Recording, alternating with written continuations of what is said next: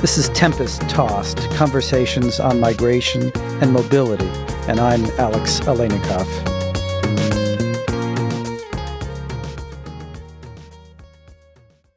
On the corner of Wythe Avenue and 10th Street in Williamsburg, Brooklyn, is a parking structure. It's a big concrete structure with big concrete walls. The New School, which is the home university for the Zolberg Institute on Migration and Mobility, which produces this podcast, the New School, being a hip and edgy New York player, took over those concrete walls and applied paint and words in an eye-catching way. So the wall now declares, in very large letters and against a background of red, black, and white, "Dismantle a wall with words. Learn some new thing." You can see a picture of the wall and the art on our website, tempesttossed.com. I'm not sure where those words came from, and it's far from obvious what they mean. So Tempest Tossed decided to have a conversation to explore it. On the top floor of the Hoxton Hotel in Williamsburg, facing the wall and with a gorgeous backdrop of the skyline of Manhattan, Maya Wiley and I sat down in front of a live audience to talk about walls between countries, between groups, between people. I should add that many of those in the audience were sipping on the newly minted New School Negroni, and we've also posted on our website the recipe for that cocktail. Maya Wiley is no doubt known to many of you as a legal analyst at MSNBC, and needless to say, current events have kept her extremely busy in that role. Her day job is as the Henry Cohn Professor of Urban Policy and Management at the New School's Milano School of International Affairs, Management, and Urban Policy. That's a long title. But she's got even a better title. She is the Senior Vice President for Social Justice at the New School. And that's got to be one of the all-time great titles for an academic, Senior Vice President for Social Justice. And as you'll see from the conversation, it'll be apparent to you why Maya serves in this position. So we'll play a big chunk of the discussion. You may hear some audience reaction. It's the Negronis laughing. But mainly you'll hear what Maya and I think about walls, all kinds of walls, and the ability to dismantle them with words. I was just starting a cold as we recorded the conversation, so my voice is a bit scratchy, but we'll work our way through it. Here we go. So, Alex, have we always had walls when it comes to immigration? So, no, we haven't always had walls. From the founding of this country until the 1920s, we basically had open borders, and people don't remember that. I just answer this a little story. I was actually on Ellis Island this weekend, which I hadn't been to for many years, and if you hadn't been, you really should go visit. It's an extraordinary national park with, they've restored it to what it looked like in the 1920s, and a great exhibit. About 12 million Americans, soon-to-be Americans, came through Ellis Island. 40% of all Americans can trace themselves to an ancestor who came through Ellis Island. So an extraordinary part of the U.S. story. And we sometimes think about Ellis Island as this island of tears, right? The forbidding place. But actually, 98% of the immigrants who came to Ellis Island got through. And they spent about 4 or 5 hours on Ellis Island and then came into the United States. That was because there were no immigration regulations. There were few about you couldn't come if you were likely to become a public charge. That was the expression, or had a serious disease. But basically, we had no numerical limits. And this was from the beginning until the 1920s. And so the idea that you need borders and walls, you need walls to have countries. I think our president has said that a number of times. You don't have a wall, you don't have a country. We had a country without a wall for a long time, and it wasn't that the open borders that Ellis Island displayed didn't harm the U.S. It built the U.S. It built the New York subways. Italian immigrants. It built the Lower East Side. It built all that. Now, just take one more second on this if I can. Some might say, oh, well, that was then, but now is now, and now it's a different world. But think about this. First of all, there are no walls around New York City. There are no walls around any American city. You can go live in any state and any city in the United States. So you can have political jurisdictions without walls. You can have countries without walls. Think about the European Union, 27 countries. Free movement, free settlement among 27 countries, 500 million people. And there may be problems in some of those states, and some of those states may be leaving the EU, but for those that remain, there's free movement, free settlement. So you can definitely have countries without walls.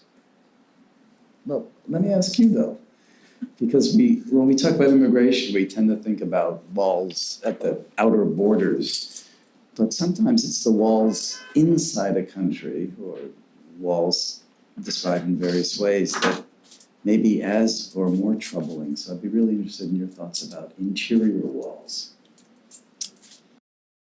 I want to answer that question, but I also want to reflect back.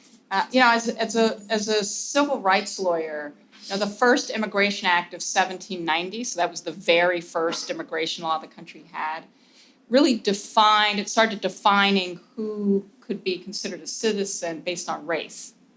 And race itself was an evolving, and it's still an evolving concept, right? So a lot of the ways in which we've had walls, we really have always had these metaphoric walls, even if 98% of those who came through Ellis Island got in. And some of that was because of who we considered who is us and who gets to be us and who is them. So coming from people who would have loved to have a wall because it wasn't about immigration, a wall wouldn't have been a bad thing if it had said you can't force us here. So that's a little bit of a different conception. But really, in the early days, I'm going to get, this is way too historic, but I'm actually going to share it because it's going to make the point about the way we construct social, political, economic walls by othering people, by saying they're not us. Because in the early days of the Virginia colony, this notion of black and white didn't exist. And blacks, what we come to think of as black chattel slavery hadn't fully formed, although it was clearly a form of slavery. But if you were a white indentured servant from Western Europe and you were an African brought in bondage, for the first 65 years of the Virginia colony, you actually, if you were black, could become free, like an indentured servant became free when their indenture was over. And usually the way you did that was you had to convert to Christianity because it was pagan Christian. And there was a lot of intermarrying, and there wasn't segregation based on race. And for a whole bunch of reasons we don't have time to talk about now, the colony over time really developed what we really know and understand as chattel slavery. You can't understand that without understanding Native Americans and how colonists interacted with Native Americans, with the creation of anti-miscegenation law that said, okay, you white indentured servants got to stop marrying these Africans. And you can't understand it without kind of evolving notions of no longer allowing black slaves the opportunity for freedom. And so I say that because it had to be constructed by law, by policy decisions that started to direct people whether or not they belonged or not, and who they should belong with. And even those early days of immigration, as you well know, Irish were not white and Italians were not white, so they may have been building the subways. Mohawk were helping to build the Brooklyn Bridge, but they were not considered a part of us, even if they could have a passport. So Maya, do you want to take that forward and talk about the walls you see that are the biggest barriers to a united states or united people, or however we should describe it?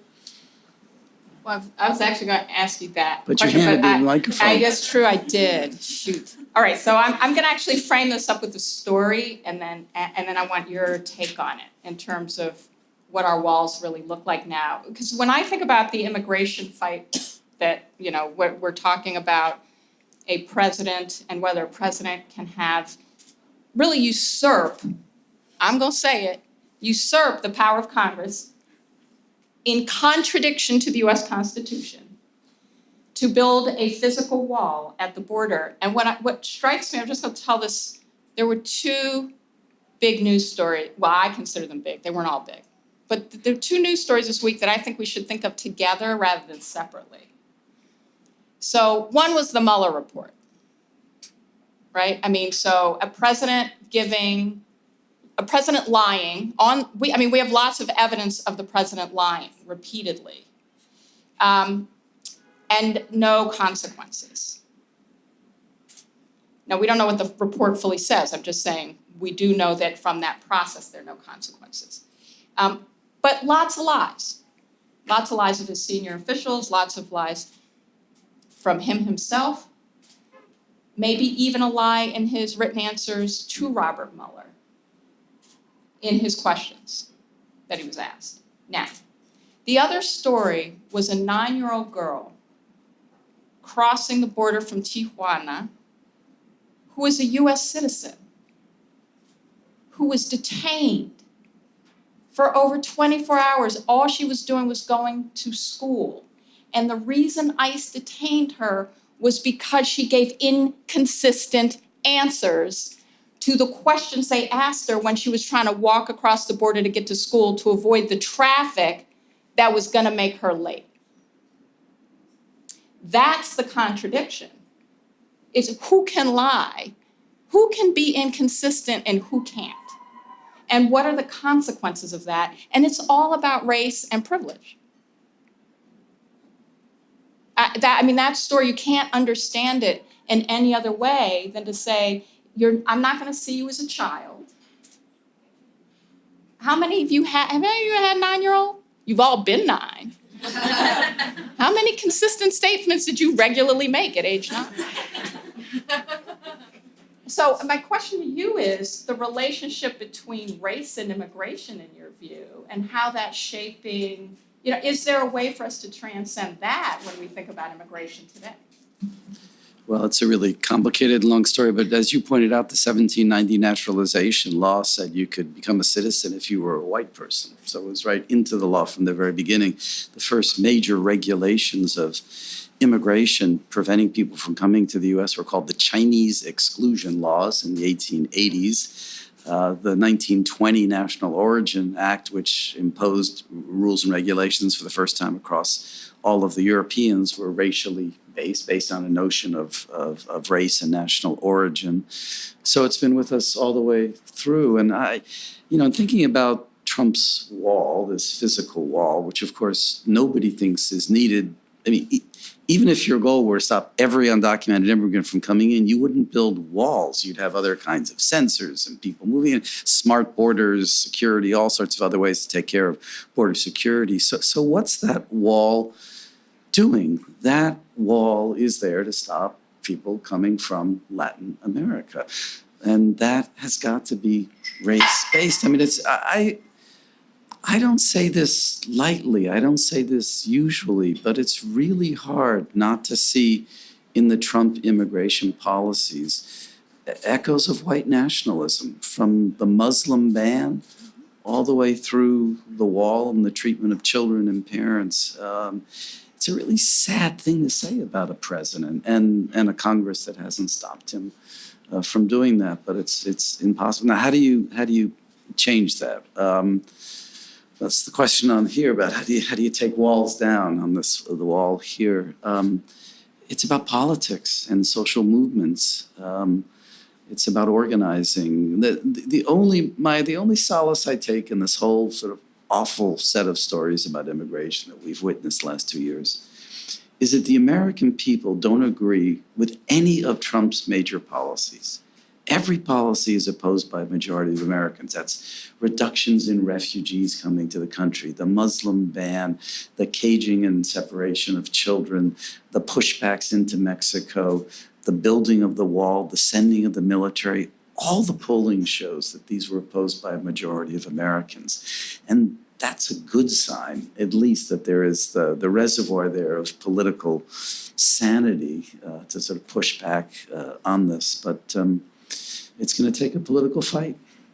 So Okay, so we've talked about immigration and race here, but I know that you're thinking really deeply about the digital divide in this country, and I would love you to talk a bit about what that divide looks like in ways over that. Oh, so, the interesting thing about the walls as metaphor, because it's both literal, because Trump literally wants one, but it's also metaphoric in the way that we're talking about what are our internal walls. I would argue even the way we think about Trump's election is about how we have a lot of constructed walls, both politically and in terms of who we know and how we know them. We really do still live very segregated lives. But we are now seeing technology, there's a lot of hope about, and fear, right? Both those things can be true. Technology itself is neutral. It's the people who aren't. What we decide to build and what its uses are and whether or not we think it's going to do good, but who's creating the technology? There's a great book. One of the things it notes is that really we have tribes who are creating our technology. And by tribes, what the author means, her name is Webb. She's a journalist. She does some really great work on technology and particularly artificial intelligence. And her point about the tribe is that it's literally a tribe largely of white men, largely from 9 schools or 8 schools. They're not even from a range of different institutions. And there is some diversity amongst them, but very little, and mostly South Asian and Chinese. And again, that's also about immigration. But it means that everything that they're deciding is going to be a technological design for good is decided from an experience base that doesn't look like most of us. So it's not about ill intent, but it's fundamental in how it's going to drive new, potentially can break down walls. So I really say this not to say that it's all a negative, but to construct this sense, a different way of constructing who we are and who we are in communication with. Because that's what artificial intelligence is starting to do, is to shape who we're communicating with, what we think about them, whether or not they're like us, in ways that become very, very, very odd, potentially. The obvious ones you all know, which is facial recognition software, and take it because that's the one we hear the most about, where we already know that the facial recognition software oversamples people of color if it's searching for people who need to be arrested, because there's a warning. Misidentifies more often if you're Black than if you're white in this country. By the way, if you're in Europe, it more often misidentifies you if you're Asian. So it's whatever the biases are, but the bias is also in the data, because where you're getting the data from. So if we're over-criminalizing people of color, we're also over-including those biometrics in the data, and then not understanding how to construct the questions that get asked in a way that starts to shape even what the technology is telling us differently. But it's even scarier than that, because it's gotten to a point where a lot of the AI is self-learning. So a lot of the folks who are constructing it can't even tell you how it's making decisions anymore. And that just has huge implications for who we are and how we're in relationship, and what the technology does. But the mere fact that most of us aren't part of the tribe means that there are real serious questions about how much good it can produce from those who are already excluded. So there are ways to solve that. I think I think what I was going to say back to you was, do we need some walls? Are walls ever good? Because you might argue that in the technological sense, that some walls are actually needed. Some gatekeeping might be needed. Do you think that might be the case in any way from the immigration side? So I think you probably need borders. I'm not sure you need walls. And what I mean by that is that you probably need political jurisdictions. You need to have a sense of solidarity among people living in a space who will care about other people living in that space, and they'll adopt tax policies and welfare policies and build schools and do things that you want in a community. And that may require a border that describes a political jurisdiction. It doesn't mean you necessarily have to keep the rest of the world out. And that's the story about American cities and American states. The Supreme Court decided, we're both lawyers up here, by the way, so we can talk back and forth about these Supreme Court cases. The Supreme Court decided the cases in the early 20th century that said the states could not keep citizens from other states out, and they couldn't even keep immigrants out. So if the federal government had admitted an immigrant to the country, no state could say that immigrant can't come. So we actually have constitutional law that says, of course you can have states and of course you can have cities, but you can't have walls. And I think so there's a big difference here between borders and walls. But even borders, right, without walls, I mean, the story of the 9-year-old girl is one of a border, not a wall. So to what extent can borders be positive, and to what extent do we think about how we regulate them so they don't become negative? Yeah, well, I guess this has been described in the past as a border that works.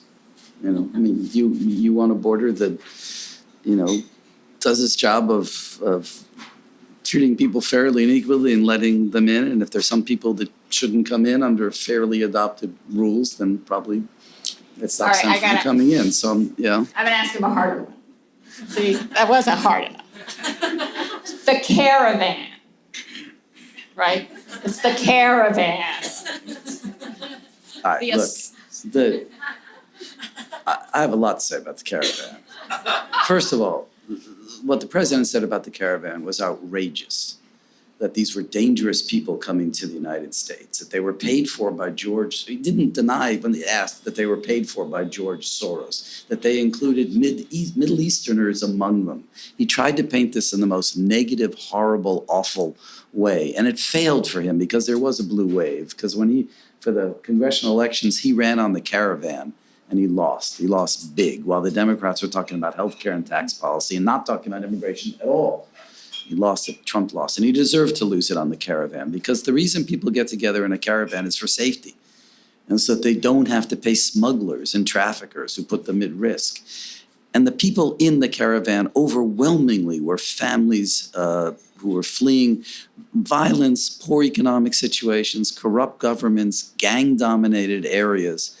I'm not saying every single one was entitled to political asylum, but these were people with serious claims of danger and wanting to improve their lives. Let me go back to Ellis Island for a minute. That was maybe a longer answer than you want. You know, when people came to Ellis Island, there's an interesting map at Ellis Island about how long it took to get here. So if you were sailing in a sailing ship in the early part of the 1800s, like from Liverpool, it took 7 weeks. It's a lot of time on a boat, you know. When the steamships came in, it took about 10 days, I think, from Liverpool. And that was the mid to late 1800s. Big change. So a lot more people. That's really what caused the technology that caused this huge increase in migration from Europe. The caravan, when people had to walk 1,000 miles. Can you imagine walking 1,000 miles with kids through Mexico? Is that what terrorists do? They walk 1,000 miles to get to the U.S.? But what the smugglers now apparently are doing is they're renting buses in Honduras, and people can get on a bus and be at the border now in 3 days. Now, people say, oh, it just shows how terrible this is. And you're thinking, wait a second. This is like going from sailing ships to steamboats, to steamships, right? That you can actually get to the border sooner. And the question is, what happens to you at the border? Well, if you have a decent asylum claim, you should be judged fairly, expeditiously. There should be more judges and asylum officers at the border to hear those claims. But the fact that people want to get here quicker to safety and security is not a bad thing. That seems to me it's a good thing. So the message on the caravan was just wrong from the start. To take one other thing here, though,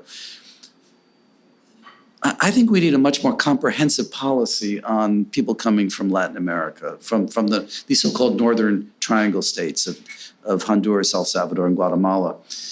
And people shouldn't have to come through Mexico to get to the US. So I would have a set of policies that would do the following kinds of things. First of all, there should be kind of a regional asylum policy that could be done by the UN in Mexico, and people could be granted asylum and then maybe distributed to countries in the region, not all coming to the US. Secondly, as I said, there need to be more immigration judges at the border. But thirdly, I think there should be an admissions program directly from those states of people who are in serious need or have family here, whatever. Imagine if we took 50,000 people from the Northern Triangle, which is not a large number. We hand out 1 million green cards a year in this country. 1 million still. Trump hasn't done anything to that number yet. 1 million green cards. So 50,000 people coming from those three countries in an orderly way where they could apply would mean they wouldn't have to get in a caravan to come through the country, and I think would take a lot of the pressure off. But we need that kind of comprehensive approach. But when you start simply stigmatizing, demonizing the caravan as dangerous people, he called it an invasion of the United States and sent troops to the US border for people fleeing violence. They were then going to face violence at our border. Can you really dismantle a wall with words? Don't they just bounce off and up into space? Does that slogan make sense to you? So I think words matter a lot. Now, words in and of themselves are not the end game. But if you think about it this way, the conversation one of the problems we're having when we you pointed it out so well, Alex, with how Donald Trump was talking about the caravan. But there are all these people who actually don't understand that that's what the caravan was. Like these folks walking for 1,000 miles, mostly families, didn't understand the conditions that they were fleeing. And some of that is because the words they're getting, and I will translate words into the facts, we're already divided. We already have walls around how we get our information and how informed we are. One of the things that I always found so interesting, so I had to spend a lot of time in Arizona last year for purely personal reasons. It was literally like descending into another country because it had its own separate source of words, and therefore facts, and even the way that those things got discussed. And I do think it gets very difficult for those of us who get our news and our information, who get education, who get to have these conversations in diverse settings, who get exposed. We forget how much that shapes our understanding and even how we talk about these things. Now, I don't pretend that's enough, but I think that unless we start to get to a place, and I watched I've never been prouder, my little racially ambiguous, not white daughter. I say that because everybody could not figure out how to treat her because they just couldn't figure out what she was. They desperately needed to treat her some kind of way, but they were having trouble understanding which kind of way. And, when you see that, you really understand the social construction of race, right? When your people are trying to figure out how to, or gender, right? You see that you have your boy babies and your girl babies, and people get really upset when your little girl baby's wearing green because they don't think they treated her appropriately. You're like, babe, don't drop her, just like you didn't drop the boy. So, but we do this, right? And it's just, we don't even think about it. But listening to her challenge, when someone said to her, an older white woman who she loved, said, well, the Civil War wasn't fought on slavery? And I was like, oh my God. And my daughter said, oh, that's interesting. Why did we fight it? And she allowed this woman to kind of share what she had learned about why we fought the Civil War, which had nothing to do with chattel slavery, not a thing. It had to do with money and power. And by the time my daughter had gotten through asking her these questions, of course, because she would ask her questions, she'd say, well, but what was the economy based on in the South? And the woman was like, well, slave plantation, she first said agricultural. But, my daughter said, okay, agriculture, right, slavery. And she went, right, driven by slavery. She went, right. So at the end of it, my daughter says, see how we got back to slavery there? But the point is, that was a really important conversation for both of them. It was important for my daughter to see what kind of narrative had been handed to this woman she loved who loved her, but also her ability to use words that opened up the conversation. Now, one of our problems in society is we don't have these conversations. I just told her, I was like, you just did a graduate seminar right there, and you haven't even gone to college. But that actually matters. And if you think about, I'm literally a child of the civil rights movement. Like, my parents were activists. But the way that white students got on buses and participated in freedom rides did require words. It did require words.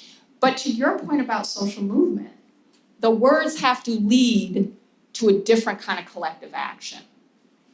And that, I think, is where the words matter. And that's actually brings me to the question I was going to ask you, Alex, which is, are there words you think we should be using? Are there ways we should be talking about immigration that would help lead to an expanded and more impactful set of social movements around immigration policy and not having walls? Wow. So I'm going to dodge that question a bit. And Maya, you're going to help me answer this over the next year, because one of the things the New School will be doing as part of its 100th anniversary will be sponsoring a set of talks, which we're calling A New American Narrative on Immigration. And Maya Wiley has agreed to be one of the speakers, which, as you see why we want Maya as one of the speakers. I was just coming for answers. Yeah.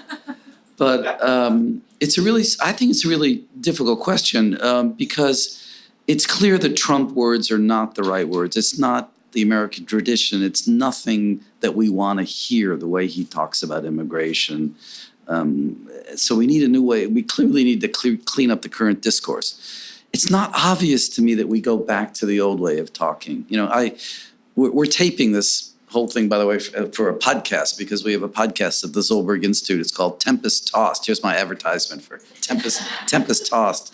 But the phrase Tempest Tossed comes from the Emma Lazarus poem, which is on the side of the Statue of Liberty, which is "Give me you're tired, you're poor." You probably all sang this in elementary school.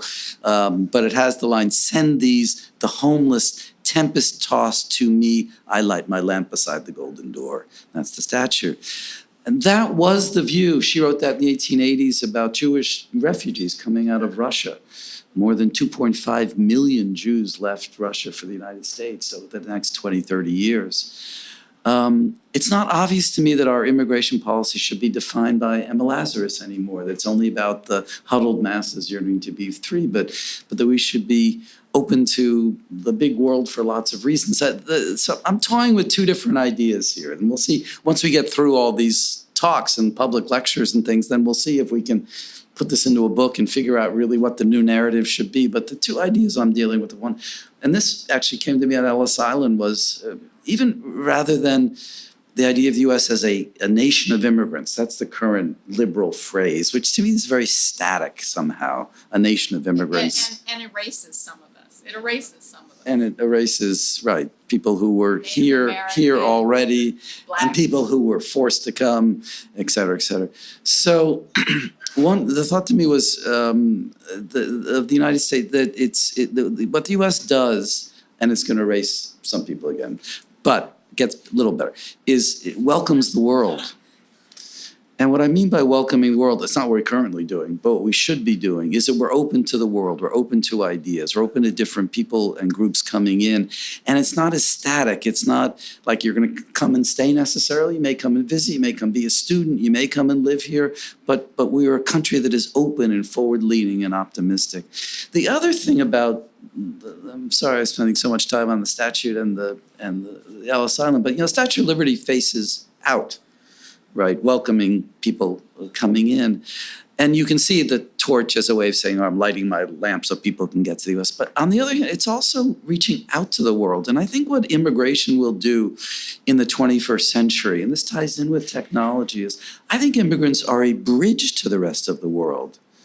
That when they come here, they do maintain ties to home states and home countries, and they create businesses back and forth, and the educational opportunities and families. And we're living in a more transnational world because of technology that allows that kind of ease of connection. And so while we welcome the world in, we're also building bridges out. And that's not the typical US immigration story, right? It's you come here, you settle, you stay, you become American. Right, that's the American story. But if we can see ourselves as a nation among other nations, with immigrants building the bridges, then you've got a dynamic world that I think is a good thing. So those are my initial thoughts, but I'll wait to hear your lecture on this in the next few months.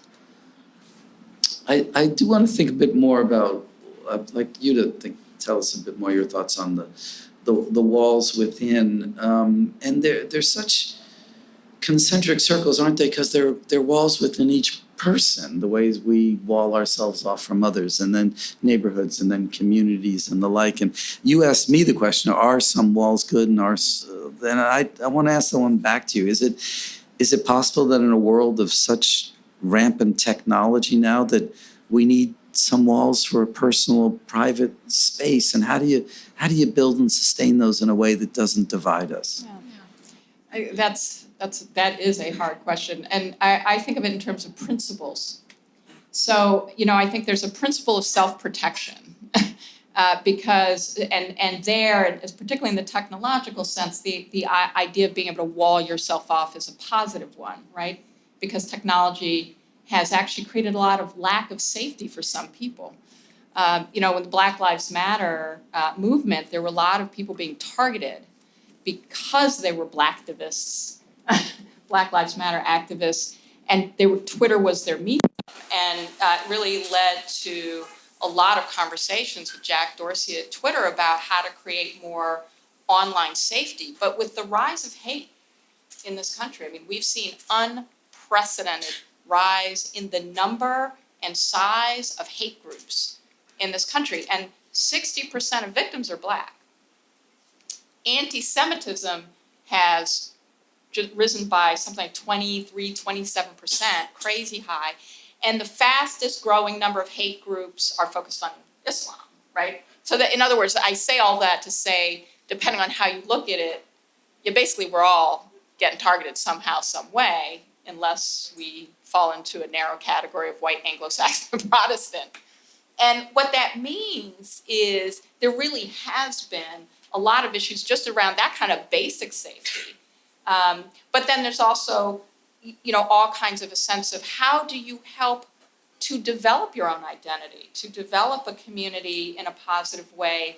And sometimes technology can be helpful for that, but you also need to be able to protect technology from driving what that is for you. Because technology right now is actually not intentionally, but through AI, sometimes creating walls. By kind of defining communities and kind of telling you where to go to find your people. Again, not intentional, but that's the way the AI works. So, I think there has to be, we can't be afraid of having identity, right? That's, sort of similar to your point about, we have to be thinking about bridging with others and thinking about how in other parts of the world and thinking about immigrants as a bridge. We have to also be not afraid of identity. That's the identity politics problem, is it makes it a negative. But actually think about identity as a positive, so that you can both have an identity and you can be identified in a group and not have that become a negative. But that there's certain principles around that. So you can't be driving an identity of hate or driving hate or violence against others. And there should be ways to recognize we all have multiple identities, right? We're never only leading with just one, and we're never living our lives only as just one, right? That's just not true of anybody. And so the point is, how do we enable folks to have community in all of the different ways we have identity? And that should be the positive way in which technology helps us, but it can't if we're not all able to use it, and if it isn't all shaped in ways that enable and recognize that.